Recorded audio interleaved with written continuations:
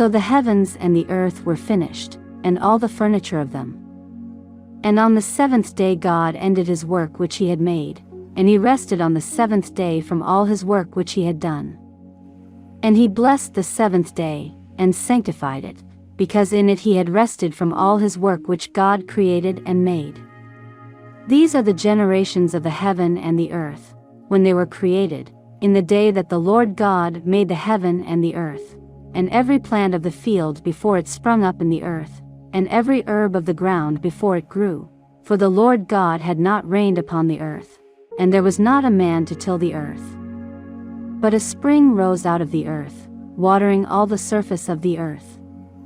And the Lord God formed man of the slime of the earth, and breathed into his face the breath of life, and man became a living soul. And the Lord God had planted a paradise of pleasure from the beginning, wherein he placed man whom he had formed.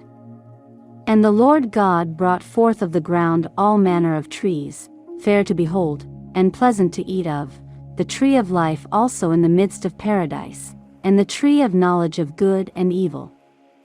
And a river went out of the place of pleasure to water paradise, which from thence is divided into 4 heads.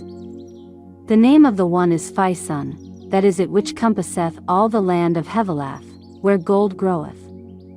And the gold of that land is very good, there is found bdellium, and the onyx stone. And the name of the second river is Gihon, the same is it that compasseth all the land of Ethiopia. And the name of the third river is Tigris, the same passeth along by the Assyrians. And the fourth river is Euphrates.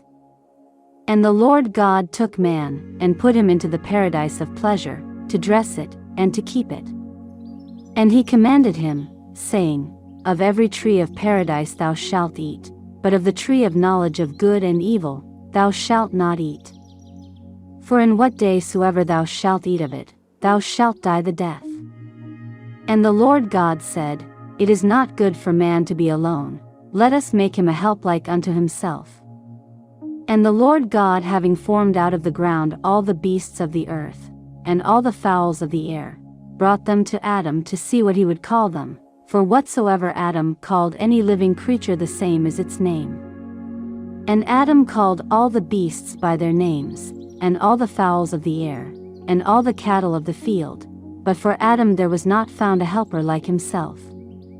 Then the Lord God cast a deep sleep upon Adam, and when he was fast asleep, he took one of his ribs, and filled up flesh for it. And the Lord God built the rib which he took from Adam into a woman, and brought her to Adam.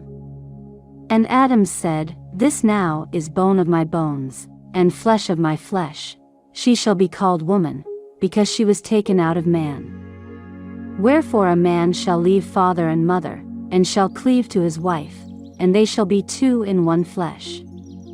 And they were both naked, to wit, Adam and his wife, and were not ashamed. Thank you so much for joining us today. If you enjoyed this video, don't forget to hit that like button and subscribe to our channel for more exciting content.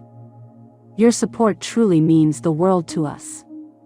If you have any questions or suggestions, please leave them in the comments below. Until next time, stay safe and faithful.